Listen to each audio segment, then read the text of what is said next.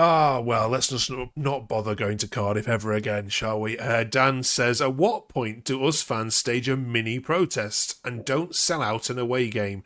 We shouldn't have to keep supporting these capitulations away from home. Of course, welcome back to our Pilgrims Walk. We're talking about the Cardiff results plus transfer window has now closed. My name is Mark. I'm a neutral. Thank you very much for watching. We've got two very, very angry Plymouth fans here to digest just what's gone on in that Cardiff results, plus looking at how we've done in the window as well. You're very welcome. Do drop us a quick subscribe if you can do as well. It'd be amazing. We're growing a nice little community here of Plymouth fans, and we're not trying to take over any other popular Plymouth podcast. This is just a nice 20-minute alternative chat looking at all your tweets from the week. Right, Chris? Every time I see a Plymouth result come through on the video printer, I do think of you guys travelling, getting back on your coach, especially from Cardiff. I know it's not the longest away journey you have, but was it as bad as the scoreline suggests? Yeah, it was. We probably got away with 4, actually. Yeah, for the first 40 minutes, Mark, we played well. I thought we were in the game. We were as good competing. We were as good as them. But I always knew in my heart, as soon as we go down, we're going to capitulate here. And that's exactly what happened. Their first goal was fortunate. It was a handball by them in our penalty area. It wasn't given. And the guy got a worldie in with a great shot. And then we had 2 bad deflections off the same player. You had to for him, bad deflections. And then the 4th one in the 91st minute, goalie should have saved it. It was an easy one to save, but no excuses. They were the better team. In the second half, they ran riot and scored 2 goals in the first, 4 minutes of time going on into the first half. 41st and 44th minute, they scored. As soon as you go 2-0 down, we don't look like coming back, and that's the sort of side we are at the moment. Very, very inexperienced side. Yeah, let's have a look at this one. David says, another sold out away end, and we're given that. Midfield are so tired when they get the ball because they spent all the game chasing it. Pebble is useless. Tolaj taking corners, Jaden, when he was the only one who was winning headers last week. Sell Mumba, he's a liability all over it. We are a complete joke. Right, lost one pick there. Let's deal with the corner taking first. Yeah, well, he should be in the Sorry, Jaden. Simple as that.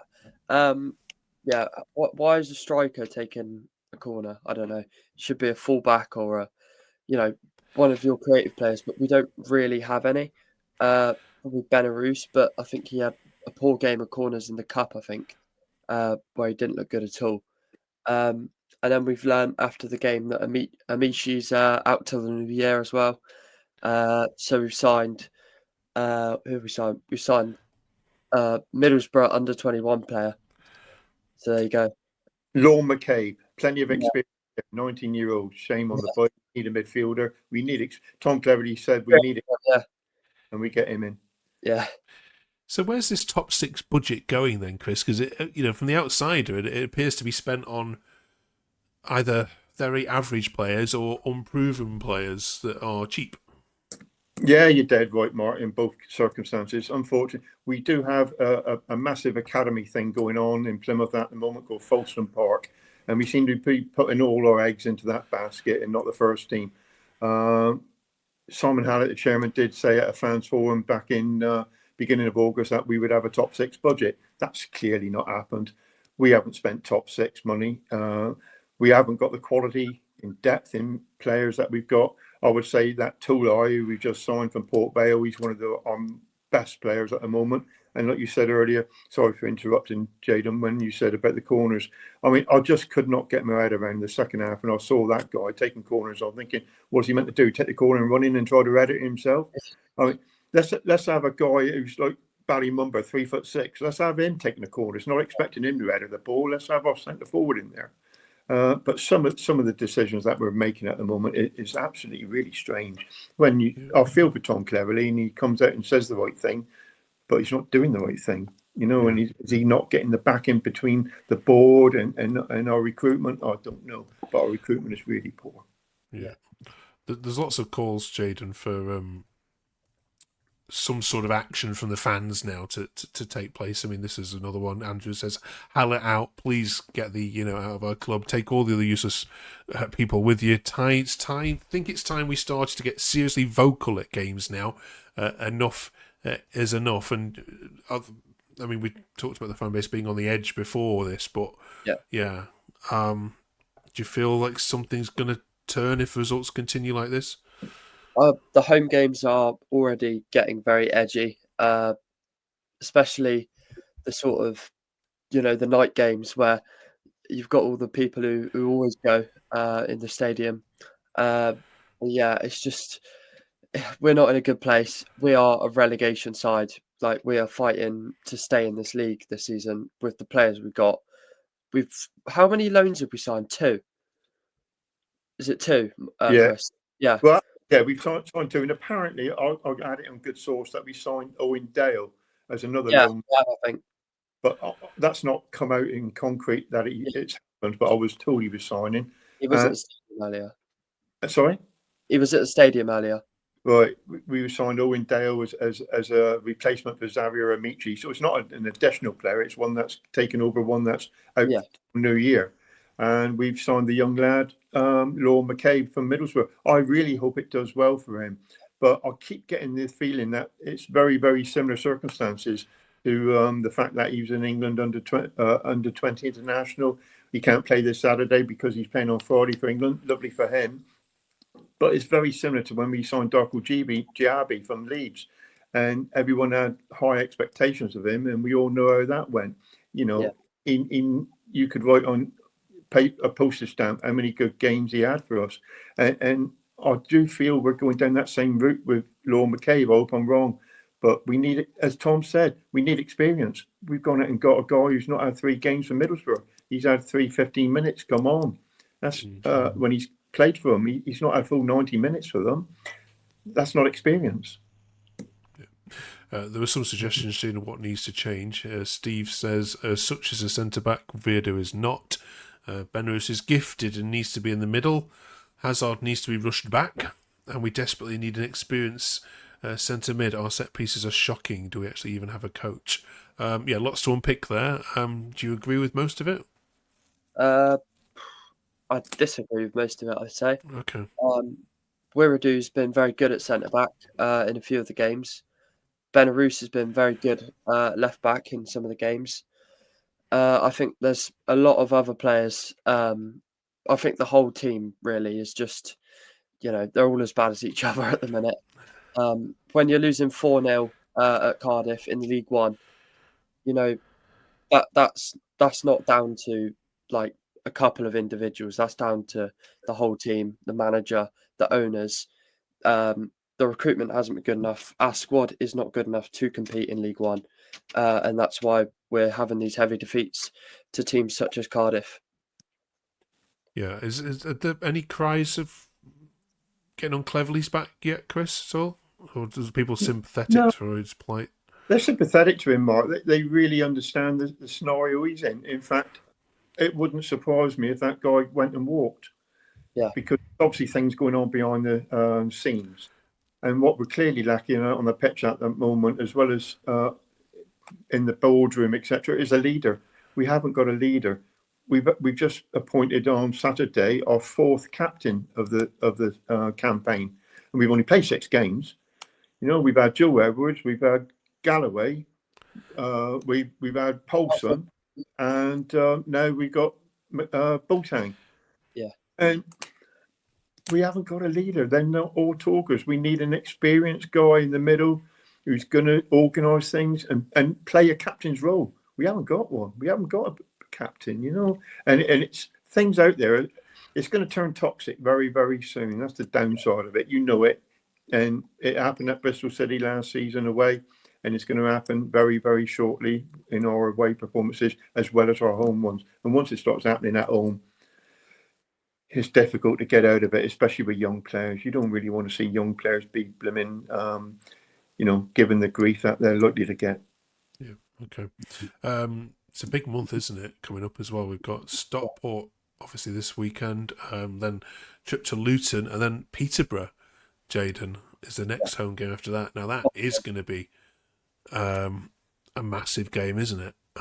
Given looking at the table right now. Yeah, absolutely. I think we haven't won a away game on a Saturday since 2022. 3 years we haven't won an away day on a Saturday. Chris is going to go back and check his memory on that. Well, I would dispute that slightly. We did win a Saturday, I think, when we played Preston, the last away game of the season last season. That was a Saturday, wasn't it? Was it Sunday? Oh, so tell a lie. It was on Sunday. Yeah. All games were on Sunday. Yeah. Right, there we go. Okay. Right. Apologies to bring up ex-players here now on this next item, but we do talk about what Argyle are talking about on social media.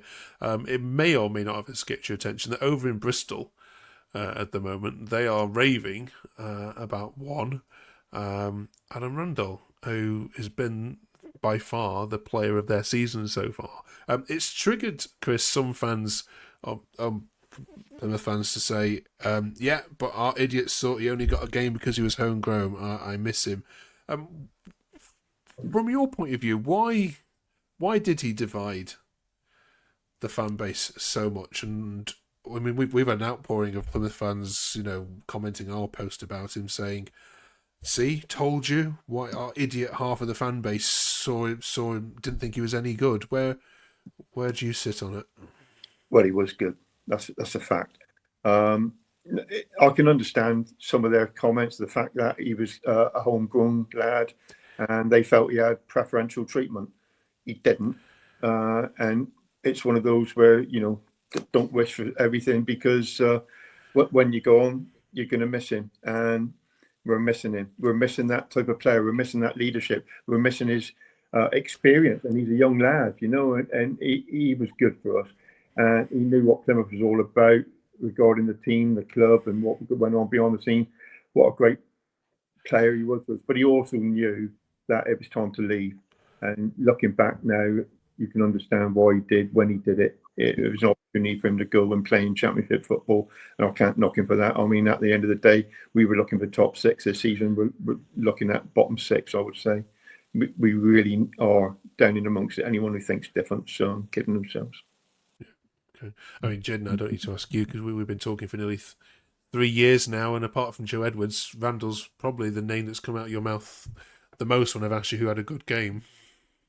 Yeah, I tweeted on the first game of the season. The first game of the season, I tweeted out, "We've really missed Adam Randall today," and I got so much stick for that tweet.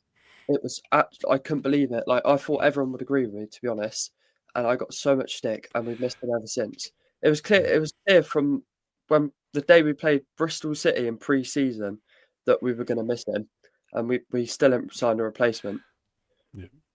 It's ridiculous. Yeah.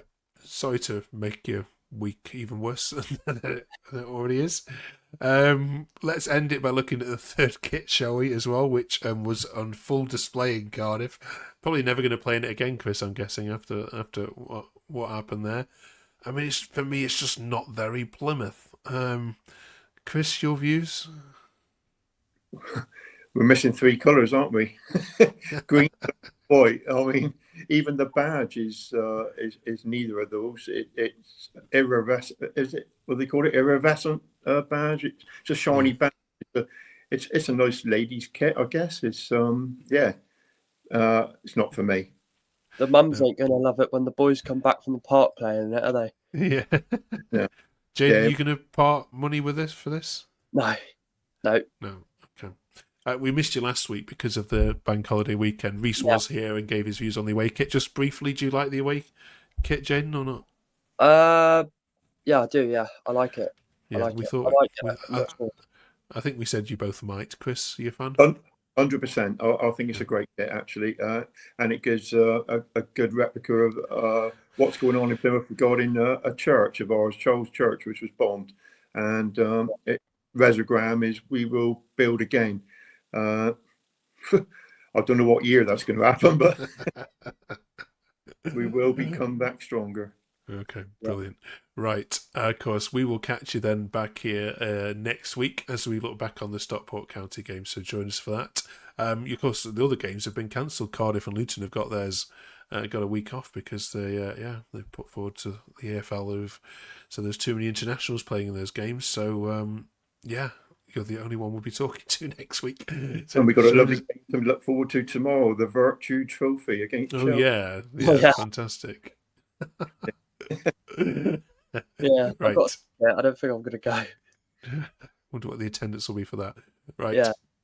Join us next week. Thank you very much for watching. Do drop us a quick subscribe if you haven't done so already, and we'll see you in 7 days' time. Thanks so much. Thanks very much.